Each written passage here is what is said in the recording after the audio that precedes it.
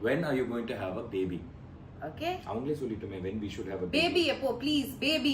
சமீபத்தில் இயக்குனர் மற்றும் நடிகரான பாக்யராஜ் அவர்களுடைய மறைவு ஒட்டுமொத்த தமிழ் சினிமாவையும் தமிழக மக்களையும் ரொம்பவே பேரதிர்ச்சிக்குள்ளாக்குச்சு. இந்த சமயத்துல சாந்தனு பாக்யராஜ் அவர்களுடைய வீட்டில இருந்து ரொம்பவே ஒரு சந்தோஷமான ஒரு செய்தி வெளியாகி இருக்கு. கடந்த 2015 வருஷம் சாந்தனு பாக்யராஜ் அவர்களுக்கு கீகி விஜய் கூட கல்யாணம் ஆச்சு. இந்த கல்யாணத்துக்கு தளபதி விஜய் அவர்கள் தான் தாலி எடுத்து கொடுத்தாரு. அந்த விஷயம்லாம் சோசியல் மீடியால ரொம்பவே வைரலா போயிட்டு இருந்துச்சு. ஆனா கல்யாணமாகி இது வரைக்கும் 11 வருஷம் ஆகி இருக்கு. ஆனா 11 வருஷமே அவங்களுக்கு குழந்தை இல்ல அப்படின்ற ஒரு குறை பாக்யராஜ் அவர்களுடைய குடும்ப வட்டாரங்கள்ல பேசப்பட்டுச்சு. இன்னும் சொல்ல போனா பாக்யராஜ் அவர்களுக்கே அந்த வருத்தம் இருந்ததா சொல்லப்படுது. இந்த சமயத்துல பாக்யராஜ் அவர்கள் இறந்ததுக்கு அப்புறம் அவங்க வீட்டுல முதல் முறையா சந்தோஷமான ஒரு நியூஸ் வெளியாகி இருக்கு.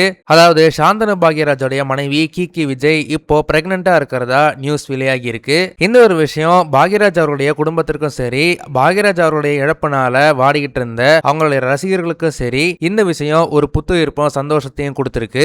பாக்யராஜ் அவர்கள் இறந்த சோகம் சாந்தனு பாக்யராஜ் அவர்களை ரொம்பவே மனதளவுல உலுக்கி இருக்கு. இந்த சமயத்துல பாக்யராஜ் அவர்களே மறுபிறவி எடுத்து அவருக்கு பிள்ளையா பிறக்க போறாரு அப்படின்னு ஃபேன்ஸ் ரொம்பவே சந்தோஷத்துல இருக்கிறாங்க.